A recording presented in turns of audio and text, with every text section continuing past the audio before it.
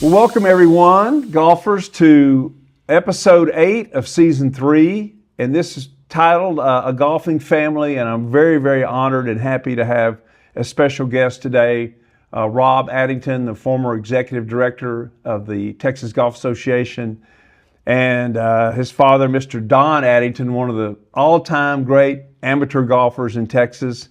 And we're going to have fun talking Texas golf, amateur style, today. But before we do that, I'd be remiss, and I obviously don't want to forget to thank my sponsors for Hit It Where They Mow, talking golf in Texas. And I'm blessed to have 4 really good ones. And I'll start off with Veritex Bank, Veritex Community Bank, the Golf Bank of Texas, Mr. Malcolm Holland and Martin Thomas and all the nice people there at Veritex Bank. It's a wonderful bank for personal banking and small commercial lending. So be sure and check on Veritex Community Bank, the Golf Bank of Texas. And also, a corporate sponsor is Niagara Conservation, a plumbing company based in Flower Mound that has been a big supporter of the LPGA. And here's Tricia to tell you more about Niagara Conservation. Thanks, Pat. And thanks, Niagara, for your continuing support of nonprofit affordable housing projects. Are you looking for top quality bathroom fixtures that save water without compromising performance? Well, look no further than Niagara. With over 15 industry awards in just this past year, their toilets, bidets, and shower heads are the real deal. Plus, they come in various styles, like ADA heights, elongated and round bowl shapes, and they utilize Niagara's patented stealth technology. And I don't want to forget my 2 golf courses that sponsor our program. Both of them I love to death. One of them is about 90 minutes north of the Metroplex, Dornick Hills Country Club in Ardmore, Oklahoma, built on the original farmland of Perry Maxwell, one of the preeminent golf architects in the history of the game. And you can get really good deals on non-resident memberships there. Or if you just want to take a foursome up, contact the Pro Shop at Dornick Hills Country Club in Ardmore, Oklahoma. And last but not least, near to my heart, from my stomping grounds out in East Texas, the Tempest Golf Club, about 2 miles off Interstate 20 near Longview. East Texas golf as it was meant to be, towering pines, big hills, wonderful vistas, water, some hard pan clay. You got it all there at Tempest Golf Club. Go to tempestgolfclub.com, a perfect place for a weekend stay and play package. And now to the Addington boys. Welcome. Thank you. To Hit It Where They Mow, talking golf in Texas. And Don, you and I go back to 1971. I was a freshman entering SMU, and I was getting to play in the state amateur out at Midland Country Club. And I approached you to introduce myself, and I probably don't remember this. I faintly remember it, but I have a photograph to back it up. And a local sports photographer said, "Can I take your picture?" And you and I had our picture made on the eve of the tournament, and we were on the front of the sports page. And you ended up finishing in the top 10, and I missed the cut, but had to stay around because my ride, Warren Chancellor from Sulphur Springs, took me and Mark Triggs out there. They weren't leaving until Sunday evening, so I got to watch the last 2 rounds. But that's just indicative of you've had a long, illustrious amateur career in Texas golf. I have. I've been fortunate health-wise to not have any back problems or arm problems or anything. My health has been good. I'm still playing, not very well, but I'm still playing. That's wonderful. That's wonderful. And I'm 62 now, be 63 in February. Okay. So I said I'm thinking golf now. Yeah, well, 62, 92, yeah. I'm more apt to shoot 92 than 62, obviously. But Rob, you and I go back about 11 or 12 years ago when I moved back to Dallas from Atlanta, Georgia, and got involved in golf writing, and you were the executive director of the Texas Golf Association. How long was that? Right at 19 years. Wow. Yeah. So I followed the illustrious Bill Penn. Yes, you did. I was just reading about Bill Penn. They don't make them like that anymore. They don't make them like that anymore. Bill Penn was a character. Yeah, it was. He was a fun guy to be with. Who was his alter ego? Well, Billy Bob Jordan or somebody. He had this alter ego that he would write about and say the things he'd like to say, but he couldn't. Right. He used to write poems. Right. He wrote some poetry, and then he, like say, he had this alter ego that I think may have even been in Tin Cup. There was some conversation about that, and there may have been some theory that that was Bill Penn's character there, or second persona that he used to talk about. Right. And the late A.J. Triggs was like a second dad to me, and of course, he was president twice of the Texas Golf Association. Both times, I guess, while you were director, or maybe once when Billy was there. Once with Bill and once with me, but he was, he was involved when I got hired. He was on the hiring committee, and longtime family friend, and just one of the all-time greats. Well, he loved you and Don a lot. Truly one of the best storytellers, in golf. When he got inducted to the Texas Golf Hall of Fame, Jim Nance came because Lance Barrow was in AJ's class, and so he surprised him and came, and he was sitting at the table behind me, and I was telling my table, I said, "You're getting ready to hear one of the greatest all-time speeches in the history of speeches." And Jim Nance, kind of nudged me and, "Do you know that guy?" And so he gave a speech, and Jim Nance said, "You got to go introduce me to that guy because we're going on a speaking tour." So AJ was a great storyteller. And he went last, and I'm sitting there praying. I said, Lord, help him not rush it. Of course he didn't, even though he said he shortened it a little bit. Oh, yeah. But I always remember, he said, if I had a 10-footer for my life, I'd let Little Red putt it. He pointed over to Joe Conrad there. Called him Little Red, yeah. So I wanted to read that. I want to talk about your career and growing up in Houston and learning the game and going to SMU. But I wanted to read to let people know some of the people that were of your era here, because this is amazing. I love newspaper.com, by the way. It's a wonderful site if you want to look up old news articles. Unfortunately, the morning news isn't on there, but the Star Telegram is. This is the Texas Cup team from 1954, where the amateurs would play the pros, and that's going to lead into your great story. But here's the Texas Cup team. Ernie Vossler, a Fort Worth plumber, it said in this article. Joe Conrad, I just mentioned. Rex Baxter, one of the first great All-American players at the University of Houston. Don Cherry, the Calcutta crooner. And he's in Las Vegas now. Right. Well, he passed away. That's right, he did. But you're right, he lived in Vegas for a long time. He lived in Vegas. Floyd Addington, your brother. My brother. Billy Erfurth of Lubbock. Marion Hiskey, the late Marion Hiskey from North Texas State. Howie Johnson of Houston. As you said, he went on and played the tour. Don Addington, yourself. Jack Williams from Plainview. I've heard people talk about Jack Williams from Plainview. Billy Halstead mainly told me about him. Hal McComas, the little pro, right, whom I had on my radio show once. What a guy. And the late Don January, which breaks my heart. He just passed away in May. But what a team that was. That was a good team. And Byron Nelson, they said, was the captain of the pro team. And you've got a little story about Byron and his experience in that Texas Cup match, and a little follow-up I want you to tell. Well, this would have been a couple of years earlier. I think it was 1952. Okay. No, 51.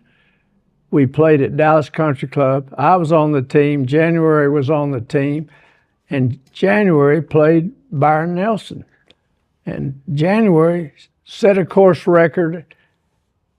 I think it was 64, but it could have been 62. It's been a long time. Right. And he beat Byron bad, like 5-4 or whatever it was. So the next year, which was 53, Byron calls Ben Hogan. He said, "Ben, we got the dickens beat out of us last year. Would you play on the pro team? We got to teach those amateurs a lesson." So Hogan said, "Yeah, I'll play." It was at Lakewood Country Club. So a couple days before the matches, I get a call, and they from the captain. He said, "Don, would you play an exhibition with Ben Hogan at the Cup matches?" I said, "Play an exhibition? Well, I'm sure I can work it out, but yeah, I'll play." So he said, "Well, I said, "Well, I thought Hogan was going to play in the matches." He said he was, but he changed his mind. He's concerned if he lost to an amateur, it would just ruin his reputation. So he said, "I'll play an exhibition, but I won't play a match." So I said, "Well, I'll be happy to play with him." So a couple days later, I get another call saying, "Well, we filled out the group. Now we've got a foursome. We got Dean Martin and Jerry Lewis are going to play." They were in town entertaining at night, but they didn't have anything to do during the day. And of course, Dean Martin loved to play golf. So anyway, that was the exhibition. And Hogan played. He was very nice to me, nice to them. And they acted up all the way around, but it really didn't make any difference. You know, people were there to see them. Right. And we had a big crowd. I remember I was so nervous I could hardly tee that ball up. Then I birdied the first hole, so it worked out okay. But that was fun. I've still got the pictures. And when they interviewed me up in for the Hall of Fame up in where is that? Frisco. Frisco, yeah. I took those pictures with me, and it's Martin and Lewis holding Hogan where he couldn't putt, and it's a funny picture. You know, you think as serious as Ben was, he wouldn't put up with all that, but he was a good sport. He really was. So. Well, it makes me want to say this. I haven't said it in a long time, and it's self-promotion, but I don't care. You're not going to get this on the Golf Channel. No. You played in a match with Ben Hogan and Jerry Lewis and Dean Martin. I'd never heard it before. What a great story. I love to see those pictures too. That's well, yeah. You wouldn't believe it's Hogan there because they've got him in a. They're holding him where he couldn't swing. And, you know, they were just having fun. That's great. Well, that leads me to something I'm not a lawyer. I'm not asking a question I don't know the answer to, but Don Cherry and Dean Martin used to play in the Odessa Pro-Am out there. Did you ever play in that tournament? I heard it was quite an event. I did. I played with Graham Ross, who was the SMU golf coach, and we didn't do any good. Okay. I mean, he was a coach. He was a pro, and had he played more, he'd have been okay. Uh-huh. But I'll tell you a story about Nelson. We're on the 17th hole out there in Odessa, and he was in the group in front of us, and there was a slow group in front of them. So I come up on the tee box, and they're waiting for the group to finish. So I'm standing there talking to Byron, and all of a sudden Byron goes, 1, 2, 3, 4. He starts counting. And I said, "What are you doing?" He says, "I'm counting to see the caddy has put the flagstick in, and I'm counting the steps so I'll know where the flag is located on the green." Wow. I thought, these pros have a way of figuring everything out. Now you've got your, all your aids, and where's the flag? Right. I got to know where the flag is. Byron just casually just started counting steps. Amazing.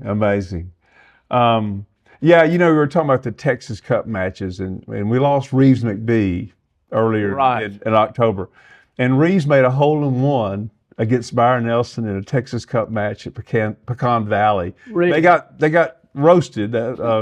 Nelson and them beat him, but because he said he ran into Byron a year or two later. He says, "Haven't I met you?" And he goes, "Yeah, I made a hole-in-one playing with you." But anyway, what great stuff that is. Here I am thinking you grew up in Dallas because you're so affiliated with Dallas Golf at SMU. But you and your brother Floyd, I know you lost Floyd a while back, but he was a terrific player as well. He was a good player. Y'all grew up in Houston at Memorial Park? Memorial Park, which is, I went to Lamar High School and we played out there as a team. But Robbie Williams was the pro at Memorial Park, and Robbie didn't charge young golfers green fees. Wow. Which was so nice because then, a green fee, and I don't even know what it was, but let's say it was $2. That was a lot of money to kids who didn't have any money. Right. So all the good players, juniors, Howie Johnson played out there. Yeah. I mean, you had all the good players playing at Memorial Park, and that's where it was the Tennyson of Houston. Okay. Because all the gamblers played at Memorial Park.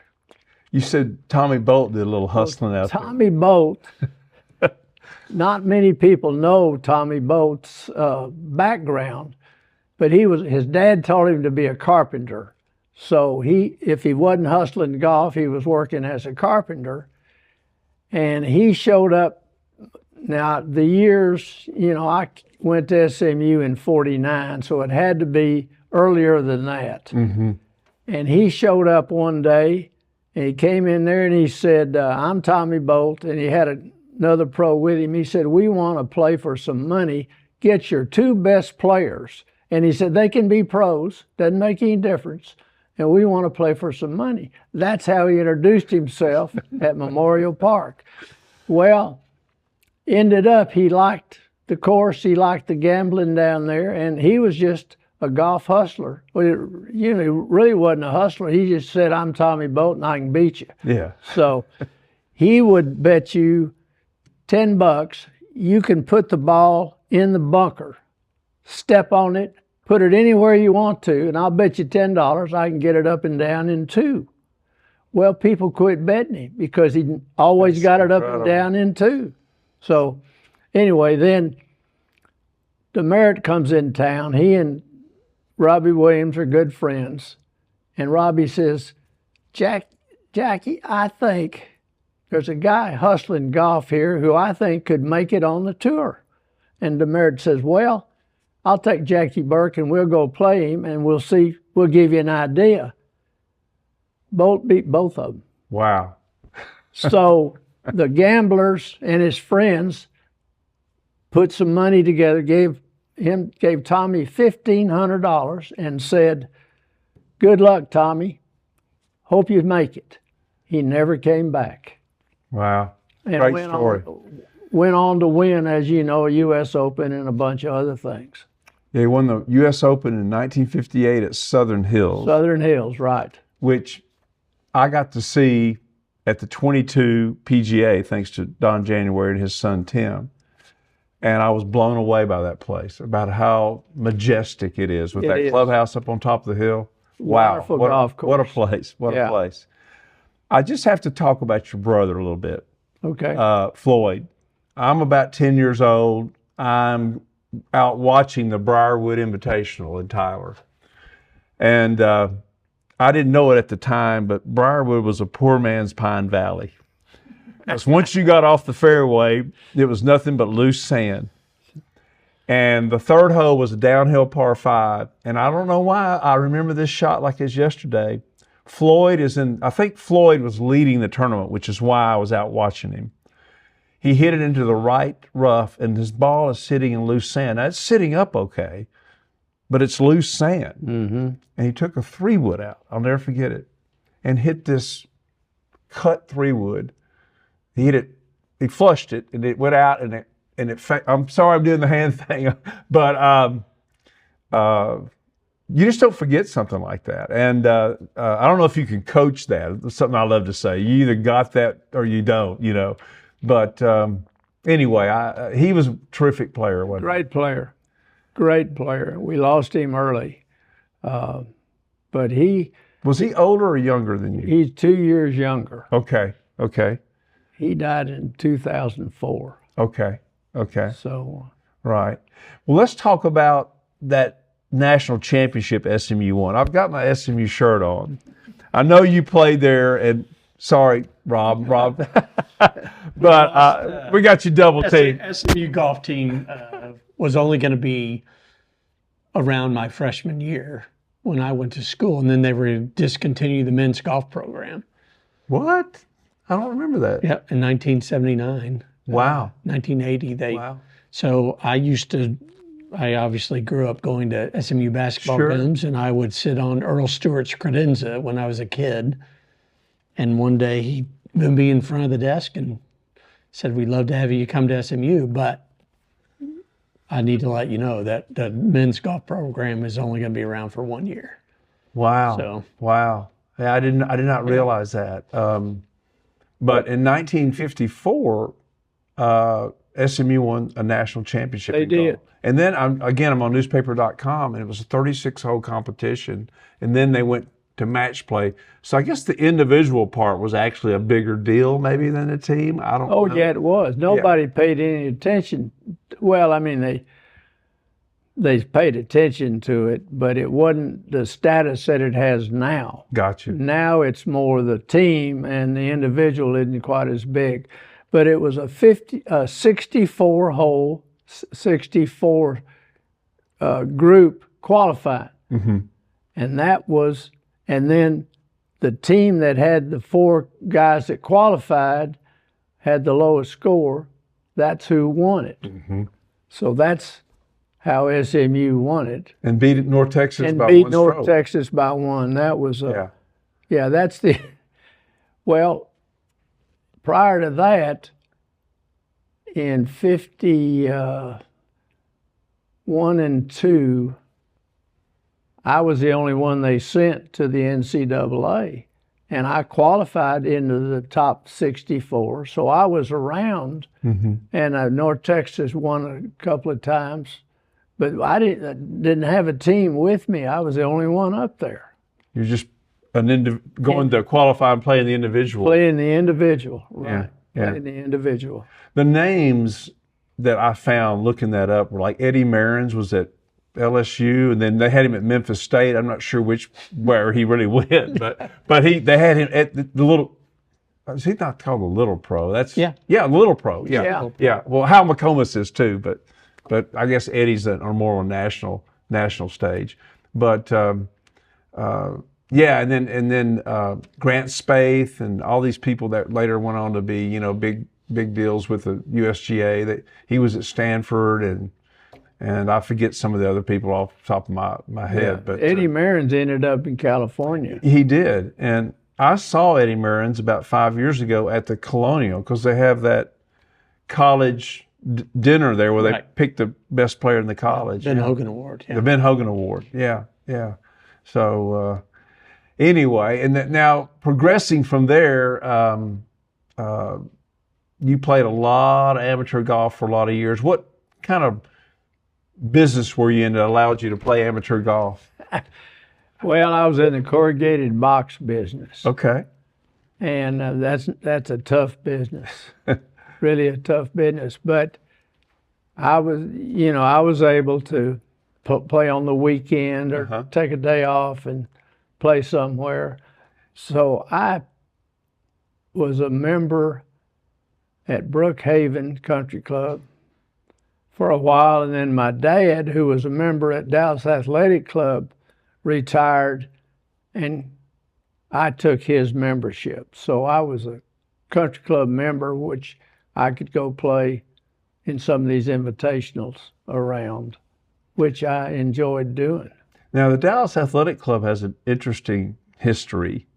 When I first came to SMU in '71, Glen Lake's Country Club was still That right was there. where DAC was. Right, and there was like 3 or 4 holes on one side of Central Expressway Right. and the other 12 on the other side. Matter of fact, about 3 or 4 years ago, they put Don January in the Dallas Independent School District Hall of Fame. And they wanted to interview him at the Dallas Independent School District building, which is right there at Walnut Hill in Central. And as we're driving in there, Don says, I almost drowned in that lake over there. I said, what? And when he was a kid, apparently he was bugging somebody. They told him to go swim over there.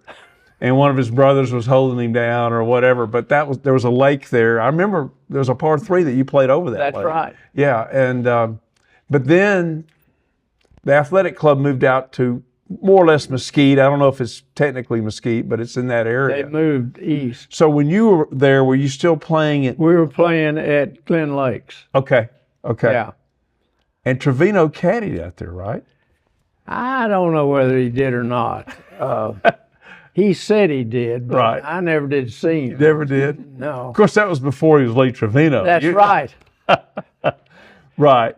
But now, while we're on that, let's talk about this special evening at the Texas Golf Hall of Fame at Frisco. And I've written an article about it. The Tyler paper hadn't published it yet, but I call it the irrepressible Lee Trevino. In other words, you get him going, and it's fabulous. Yeah. He just talks all the time, but he says things you want to hear. Exactly. So they had a group picture of the members of the Hall of Fame, and we were all together. And after the picture, I'm just standing there. Rob is with me, but he's not in the picture. And all of a sudden I turn around, and here's Lee Trevino standing there, and he's talking about Hogan's grip. And I said, Lee, does he take his right hand? He's talking about his right hand. He said, is it under here? Oh, no. He said, don't you know how Ben had it? I said, I don't have a clue how he had it. But he turned his right hand over, and that kept him from hooking, and he said he could hit it farther. Yeah. So I tried it yesterday. It works pretty well. Yeah. I think he said, get that right hand up on top, and you can hit it, try to hook it as much as you want. Yeah. Remember, the thing he said that was so fun to me was, you could hit a hook sitting in a chair, which I guess means it's a hand thing. Yeah. And but to hit a power fade, so to speak, you really got to work. And that was just so interesting, all the things he said. Well, he loves to talk. And as Nicholas said, you know, if you don't want to talk to Lee, walk on the other side of the fairway, because he's talking all the time, which is true. Well, I had the opportunity to go to Orlando in the early 80s. I was working for a company, and we were having a meeting down there, and Payne Stewart got me some tickets for the Bay Hill tournament. And Payne didn't win, but he had a good finish. And I'm on my way back, and I'm sitting just outside of first class. And Lee Trevino comes on in the first class. And I'll never forget this. He says, folks, you got two options. You can talk or listen. And you're right. He just, I eavesdropped the whole flight, Yeah. Yeah. Well, I don't think he pays any attention to that listen. Right.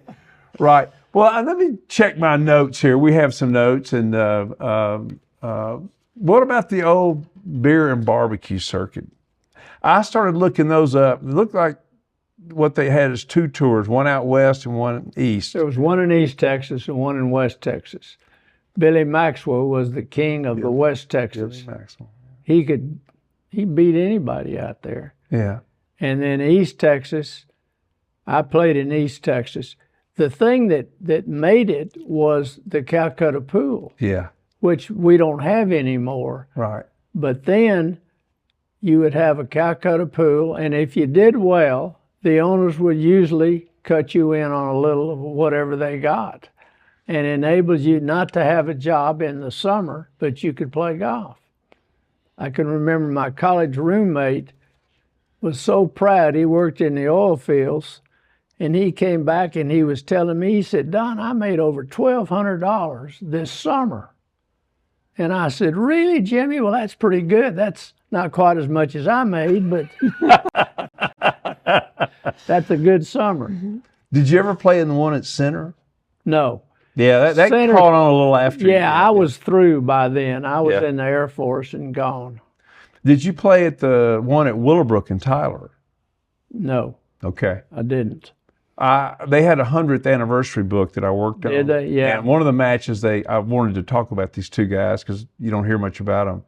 But Ed Hopkins beat Frank Wharton in the finals, and I Googled those guys. I couldn't believe their careers, how good they were. Ed Hopkins got to the finals of the NCAA. That's his claim to fame. Yep. And Frank Wharton was a good player, but I couldn't tell you where he won. Well, this is the essence of golf. I Googled Ed Hopkins. They played at the Stanford course, and he was at University of Texas. Right. And he's playing a guy from San Jose State, and the guy's got him 5 down after 18. And Ed gets even on the 35th hole, and the guy from San Jose State knocks in a 20-footer on the 36th hole to beat him. Beat him one up. And I say that's the essence of golf because it'll tear your heart out at times, you know. True. Yeah, because but he was a Abilene, Texas guy. He was here in Abilene, Texas. He lived in Abilene, and he had a relative that was from Dallas. I think it was a lady cousin. I'm a little vague on that, Okay. but he was in Abilene quite a while. They used to have a tournament out there, and I went out one time, and I'm playing Ed in the semifinals. Mm-hmm. And he beat me on the 19th hole to par 5, and he knocked it on in 2. And, well, I'd say he made 3, but I don't remember if that's true or not. Well, I got you. Anyway, I got beat 1 up. I think people might not realize that until really Arnold Palmer came along, the money in professional golf just wasn't that great. So a lot of guys were better off getting a good career going, right? Yeah. I know, like Gus Moreland, I was shocked that they asked Lee Trevino, what do you think of when you think of Texas golf? And he cites Gus Moreland. So Lee had done his homework. Yeah. And we talked about this in a previous show that Hogan, Trevino, they're just like you and me in this respect. They love golf, they follow it, they keep up with it. And Gus Moreland, of course, won 3 state amateurs in a row, one of them in another state. Right. Texarkana Country Yep. Club. Yeah. So tell us a little bit, Rob, about growing up as an Addington and you know, the world of golf and a little bit about your dad's record and then, you know, being involved with the Texas Golf Association. You've got a lot to tell, you know. Sure. Well, it was great. You know, I was a 5'8", slow guy that wasn't going to have a basketball career that I dreamed about. So, you know, I kind of focused on golf relatively early on and, you know, grew up around it. You know, I was a club rat a little bit. You know, I'd go to the clubs during the summer and play golf, and we had a group that would play. And, you know, I remember going to DAC, and I had this definitely ages me, that I had an 8-iron that had a wooden shaft. And that Dad would go play and I would go chip around and piddle around while he was out playing. And then we moved to Royal Oaks, and I had a good group of friends and good players, good junior players that, you know, we played every day. And You grew up at Royal Oaks. Yeah. Oh, wow. And so I ended up working at Royal Oaks some summers, you know, when I was in high school. And I took some lessons from Trevino and decided that hitting a cut, I couldn't hit it far enough as it was, so hitting a cut was not a solution to that problem. But it, you know, it was great being around it all the time. I know you said you had time with Sandra Haney. Yeah. Her dad Jim Haney. was an assistant pro there, and I vividly remember we would come, you know, pounding into the golf shop, and he'd point and go, you know, you're not getting any better in here, so either go to the range or go play. Right. So out we all went to go play, and we'd play 45 holes every, you know, day during the summer, and just played lots of golf and fun that some of those guys I'm still good friends with today. You know, I came here in '71 and we got to play Royal Oaks. Billy Martindale was our coach, and he was out there, and it was so raw back then. It was just carved out of trees, and it's all, now forgive me, it's always had some drainage issues. So sometimes it would be wet, and I mean, it was so difficult. It was long and tight, and then the scores I hear they're shooting out there, Scotty Scheffler shooting a 59. It's just, I can't comprehend it. Yeah, it's certainly changed a lot from when it was Right.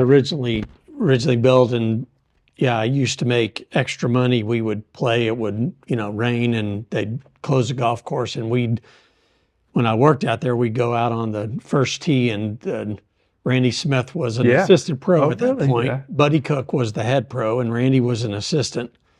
And we'd play longest drive in the fairway for $1. Well, Randy could hit it further than I could, but he could not hit it in the fairway. So all I had to do was pretty much get it in the fairway, and I had some extra money made by hitting long drive in the fairway versus Randy Smith. Wow, that's cool. I didn't realize you grew up out there. Yeah.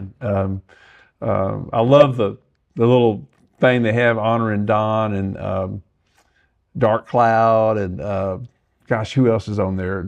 Trying to think of the other pros that are. Well, you got Justin Leonard, Justin Cole Leonard. Most, and Of course. all out there. So it was a great place. There was lots of characters. So I worked in the shop. I'd bring up carts early in the morning, and then I'd work in the shop until 2, and then they'd let me off at 2, and I could go play. Yeah. So lots of fun times. We talked about that. I had a summer that I worked at a golf course in Tyler for Paul and Wanda Hendricks at Briarwood, and that enlightened me that I didn't want to be in the golf business. It's just too difficult. Yeah. But I was out chipping one day. I've told this story, and Wanda comes out of the pro shop. She says, "Why are you giving yourself a good lie every chip?" I never thought of that. Yeah, you're not going to have a perfect lie out on the golf course. Yeah. But Sandra talked about a guy that I'm real intrigued with now, A.G. Mitchell. Were you ever familiar with him, a pro at Rivercrest in Fort Worth? No. Okay. Well, she said she went to Harvey Pinnock one time, and Harvey said, "Who's been working with you?" And she said, A.G. Mitchell. And he said, "Well, you're working with the best already." And I'm gonna have to do some research on that. He was of course, Rivercrest, I guess, is the oldest club in Fort Worth, I would think. I would think so. Yeah. Yeah. Yeah, I didn't play in Fort Worth much. No, that's right. So. Yeah. That's speaking of playing places. I know for years, a lot of guys go to Colorado during the summer when it's real hot, but you've had a place in the mountains of North Carolina. We go to North Carolina. Gorgeous place. It's flatter up there. In Colorado, you bend over to your ball up and you get dizzy.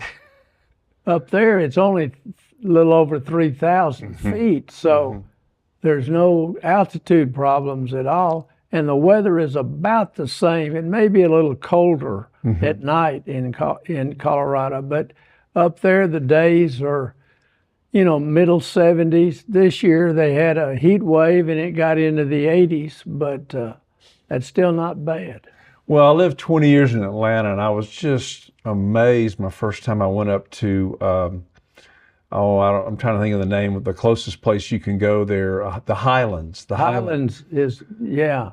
Oh, my goodness. And then my brother and his wife came up one time, and they wanted me to go ride a horse with my niece up, I forget, one of the little towns in Georgia. And I said, "Well, I want to head back to Atlanta. Y'all need to drive up and look at the Highlands." She was so mad at me. She said, "Why didn't you tell us about this earlier?"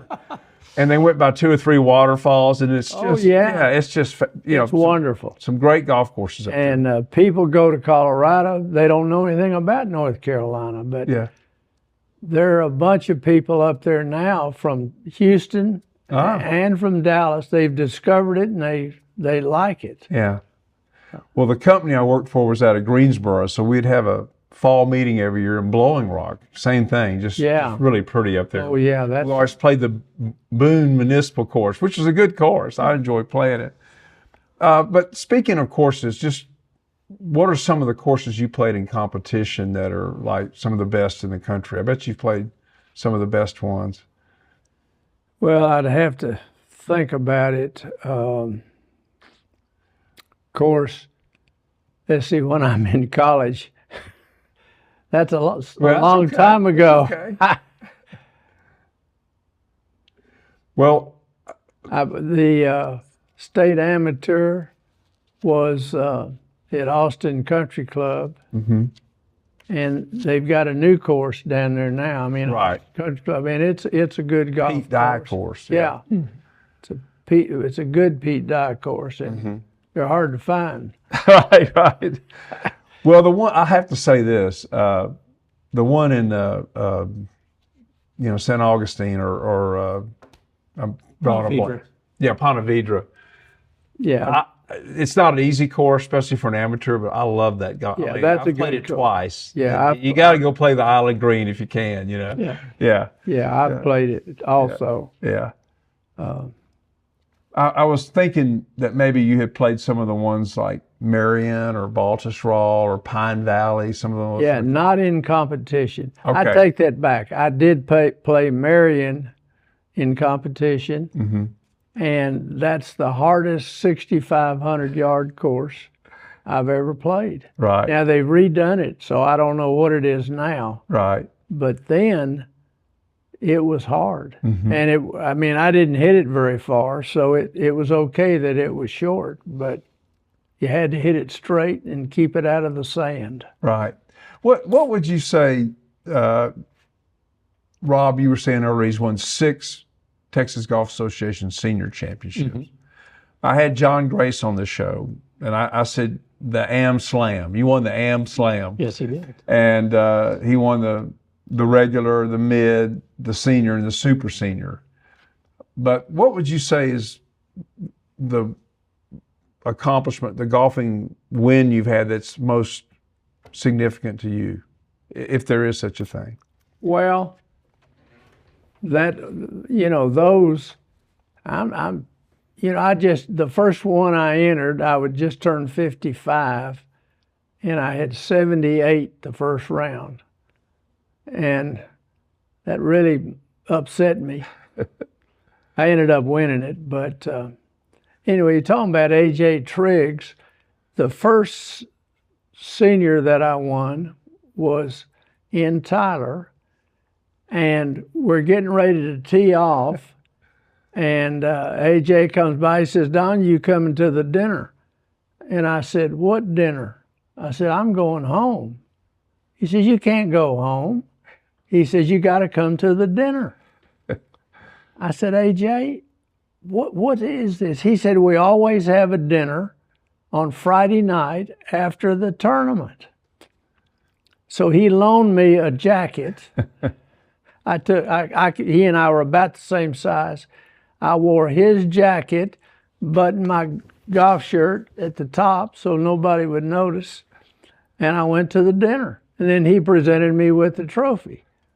So it's all changed now. Oh, yeah. It's not that way now. But they had a qualifying on Monday. Then it was Tuesday, Wednesday. It was 72-hole medal play. It was a whole week of golf. Now these, and by the time I was through with it, it was in San Antonio. I think that was the last one. And there wasn't any qualifying, and there wasn't any dinner. It was all condensed. You saw that change in the Texas Golf Association. It was more social back in the day, and Definitely. modern players just want to play. And Right.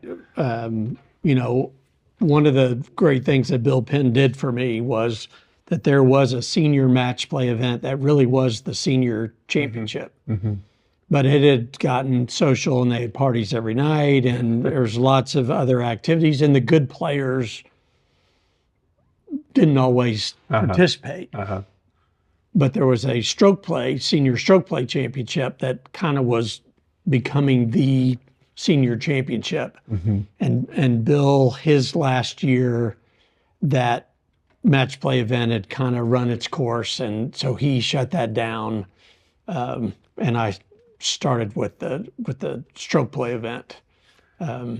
Was my first senior championship when I took over as executive director. well, you did a lot of things too, because I was over in Georgia, and they had all the courses, not just the country clubs in the association, and they handled the handicaps. And then I heard, Texas is doing that now. I think it was after you came on board. And just a little thing that was so funny when I was over in Georgia, either the president of the Georgia Golf Association, it's the president, kind of Eddie LeBaron, the great quarterback from Dallas, was living over there.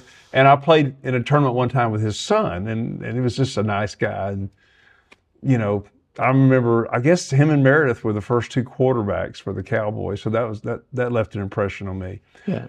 But I wanted to tell you one little story about doing the research for the Willowbrook Invitational there. We lost Buster Cupid this year. He was 95. And of course, Jackie and I have become good friends. And I'm doing the research, and he lost in the finals to Earl Stewart one year, 9-8. Now, Buster was a good player. Yeah, he was a good. So I called Buster and I said, I know you probably shouldn't ask a 94-year-old man this, but how did Earl Stewart beat you 9-8? There's this long silence. And Buster goes, he never missed a shot, which I thought was the perfect answer when you get beat 9-8. What can you do, right? Yeah. But gosh, your connection to all that just intrigues me, that you knew these guys. You knew Tommy Bolt, and you played with Jerry Lewis and Dean Martin. Well, I played with Don Cherry, too. Yeah? I mean, all those guys, they were just golfers. Yeah. And we didn't put them up on a pedestal or anything. But Cherry was a singer, Oh, yeah. and a pretty good singer. And he would come to these tournaments, and then they'd have him sing at the dinner. Yeah, so good. Yeah, but he was a good singer. And I was in Las Vegas on business. This was when I was still working. And I went into the golf shop, and they said, well, Cherry's out there with Dean Martin playing golf. And there was a pro from Oklahoma, was the pro in Las Vegas. Bo Winiger. Bo Winiger. I knew Bo. And I said, well, I think I'll go out there. So I got a cart and went out there, and they were all very friendly. We were just golfers talking. Yeah. And apparently Cherry had maybe a temper of some kind. A little bit, yeah. A little bit. So finally, Cherry said something to me, and Dean Martin said, you'd lost your voice. I'm glad to hear you talk again. He'd been mad because he was down and wasn't speaking to him. So, anyway, that's just golfers. Yeah, he was such a character, and he had a number one hit, but he always used to say the thing that made the most money was that Mr. Clean jingle. Mr. Clean, Mr. So one of the last times I talked to Don Cherry on a cell phone, he goes, would you like me to sing a stanza or two? I said, well, yeah, I'm an idiot for not having saved that. Or maybe it's on one of my older phones, But,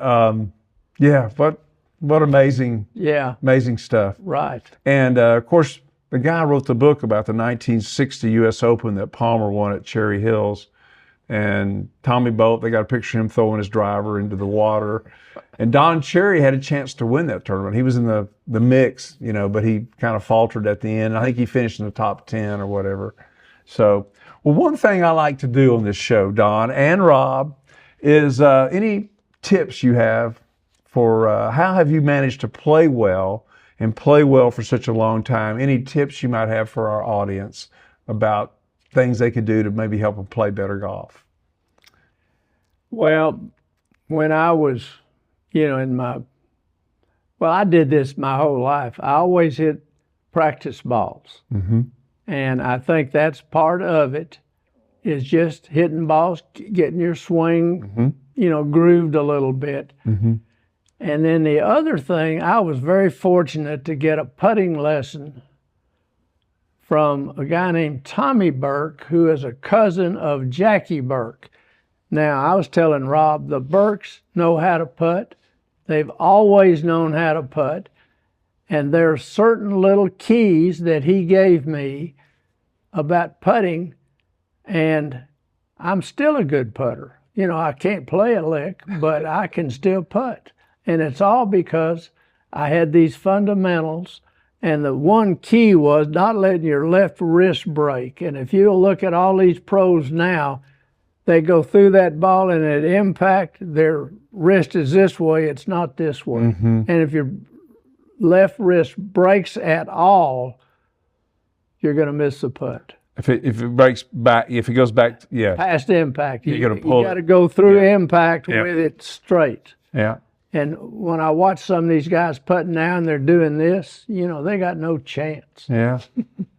The old pro over in Atlanta used to say, put a hotel plastic card in the back of your glove and practice that. That's it. Same thing. Yeah, Same thing. Darwin White, what a guy he was. He used to play with Bobby Jones and his son at the Kappa City Club there in Atlanta. Great stories. Rob, how about you? Give us a tip. Oh, I don't know. I've been fortunate to be able to watch Dad and his generation, and certainly when I was at the TGA to watch a lot of, good players play. Right. And, I think there's the good players, Mike Booker's been a great player for a long time. John Grace has been, a good player for a long time. Robert McKinney was, a good player for a long time.